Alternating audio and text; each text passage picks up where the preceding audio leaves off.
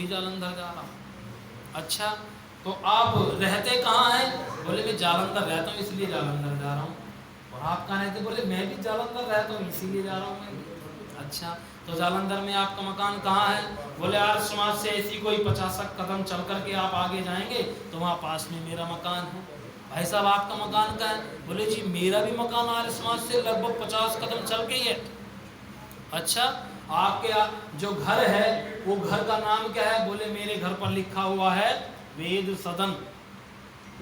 वेद सदन कम लिखते हैं वैसे, जो आर्य समाजी विचारधारा से प्रभावित हैं वो तो लिखते हैं, लेकिन इसने क्या कहा? बोले मेरे घर पर लिखा हुआ है कि लक्ष्मी चंद जी का घर, जो भी नाम है। और आपके घर पर क्या लिखा? बोले मेरे घर पर भी वही लिखा हुआ है। तो एक रंजीत जी जैसे व्यक्ति ने पूछा, भाई साहब आप जालंधर में ही रहते हैं, आर्य समाज के पास में ही रहते हैं और एक ही घर में रहते हैं, फिर आप फिर भी एक दूसरे को नहीं जानते? तो ये कहते जी हम तो दोनों पिता पुत्र हैं, टाइम पास के लिए समय काट रहे हैं, समय काटने के लिए बातें करें, कोई अर्थहीन बातों का। इस तरह की बातें करने से कोई लाभ नहीं है। बातें करनी है तो कैसी करनी चाहिए? बातें करनी चाहिए हमें ईश्वर के विषय में, धर्म के विषय में, कर्म के विषय में, राष्ट्र की वास्तविक स्थिति के बारे में, उन्नति के विषय में। लेकिन इन पर तो बात नहीं करते, बेकार की बातें करते हैं। और जब अंत समय आता है तब क्या कहते हैं? हे प्रभु थोड़ा सा समय दे दीजिए, अब मैं भक्ति करूंगा। आप क्या करेगा? अब भक्ति करेगा। तब तो भक्ति की नहीं, तब तो की नहीं, और अब बुढ़ापा आ गया और मानो दुनिया से जाने ही वाला है, लेकिन गति नहीं हो रही, प्राण नहीं छोड़ रहे हैं। तो एक व्यक्ति ने आकर के कहा एक काम करो, इनसे गायत्री मंत्र बुलवाओ। लोग कहते हैं कि गायत्री मंत्र अगर जाते समय बोले तो गति हो जाती है, इसमें कितनी सत्यता ये तो वही जाने। लेकिन से कहा बाबा जी गायत्री मंत्र बोलो, तो कहते नहीं बोला जाता, जिसने सारी उम्र नहीं जपा, कभी याद नहीं किया, अब कैसे ले लेंगे ना। तो एक समझदार से व्यक्ति ने कहा एक काम करो, इनसे ओम बुलवाओ, ओम बोलेंगे तो भी गति हो जाएगी। गुरु नानक देव ने भी कहा ना, एक ओमकार सत्यनाम। तो वो क्या कहते हैं? बाबा जी ओम बोलो ओम। तो इन्हें फिर कहा कि नहीं लिया जाता। बोले क्या नहीं लिया जाता? बोले जिसका नाम तुम दिवाना चाहते वो नहीं लिया जाता। बड़ी नीति से काम ले रहे हैं। तो एक व्यक्ति ने बड़ी समझदारी दिखाई, कहने लगे इनकी जो बेटी है ना कमला, उनके पति का नाम ओम प्रकाश है। तो एक काम करो, इनसे पूछो, इनकी बेटी के जो पति देव उनको सामने खड़े करके इनसे पूछो कि जो खड़े इनका नाम क्या है? ये नाम लेंगे, ओम बोलती गति हो जाएगी, काम हो जाएगा। बोले ये ठीक है। सामने खड़ा किया उस व्यक्ति को और कहा बाबा जी जो सामने खड़े ये कौन है, इनका नाम क्या है? बोले इसका नाम। बोले हाँ। बोले इनका नाम? बोले हाँ। बोले कमला का घर वाला है। कितनी भी आप नीति लगा लीजिए, बोलने वाले नहीं है। क्यों नहीं बोलने वाले? जिसने सारी उम्र जाप नहीं किया, वो संस्कार इतने दुर्बल हो गए हैं, इतने बेकार हो गए कि आपको नाम लेने के लिए कर ही नहीं तैयार। तब बड़ा सुंदर किसी ने लिखा, आइए सुनते हैं और आप सब अपना अपना चिंतन करें और प्रयास करें कि जैसे भाई साहब गुड़िया को लेके आए हैं ना, आप भी अपने अपने बच्चों को जरूर लेके आया करो कार्यक्रम। नहीं तो आने वाले समय में कहोगे जी आर्य समाज को संभालने वाला कोई उत्तराधिकारी नहीं बचा, इसलिए बच्चों को भी लेकर के आया।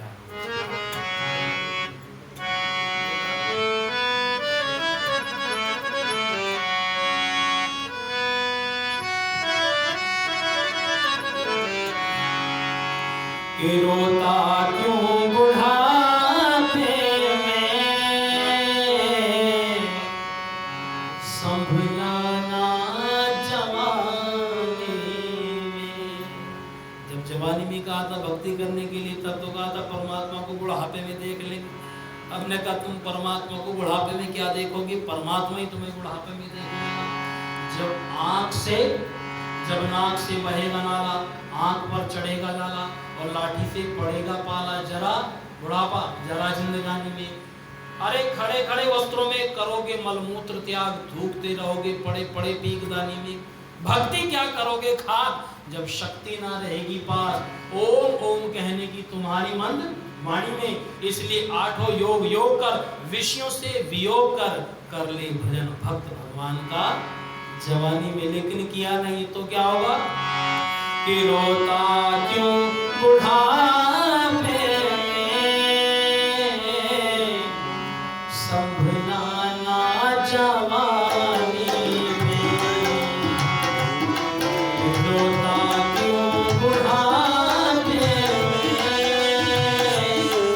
संभला जवानी में। तब होश नहीं आया,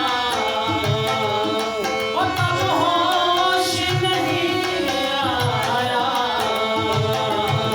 तब होश नहीं आया, होती क्यों नादानी में, हाय होता क्यों बुढ़ापे में, संभला जवानी में।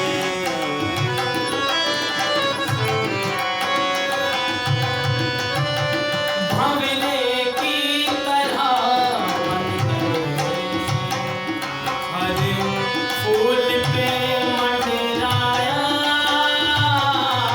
भंवरे की तरह बन गए, हर फूल पे मंडराया, एक फूल चमेली का नहीं पास में तो आया, जो आता पास उसके रहता ना जवानी में, जो आता पास उसके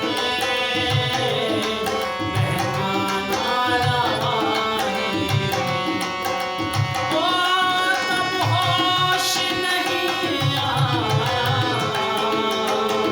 तब होश नहीं आया, होती क्यों नादानी में।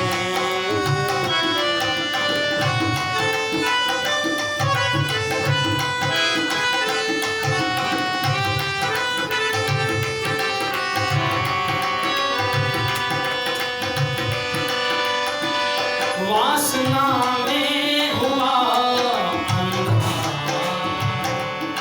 कब होता है अंधा? वासना में हुआ अंधा, किया सबको रखे धंधा, वासना में हुआ अंधा, किया सबको रखे धंधा,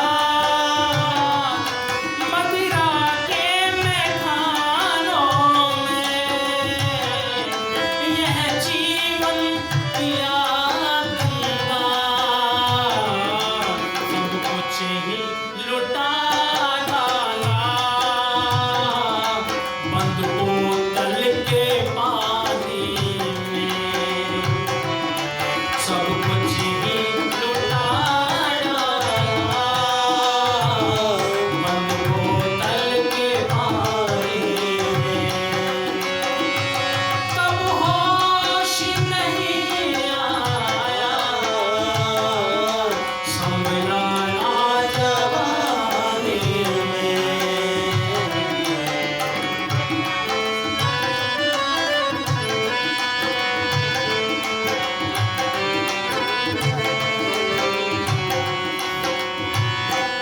अपनी हस्ती मिटा करके, मिटती है ना हस्ती।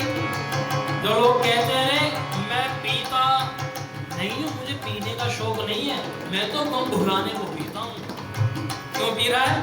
गम भुलाने को पी रहा है। अच्छा एक बात बताइए, जब कोई व्यक्ति मर जाता है या अपने परिवार में से कोई व्यक्ति चला जाता है, तब गम होता है कि जब बेटा घोड़ी पर चढ़ता है, दूल्हा बनता है, तब गम होता है?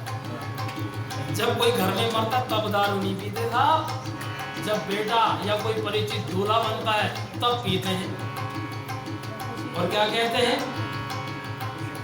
मुझे दुनिया वालों शराबी ना समझो, मैं पीता नहीं हूँ, पिलाई गई है, मेरे दोस्तों ने पिलाई।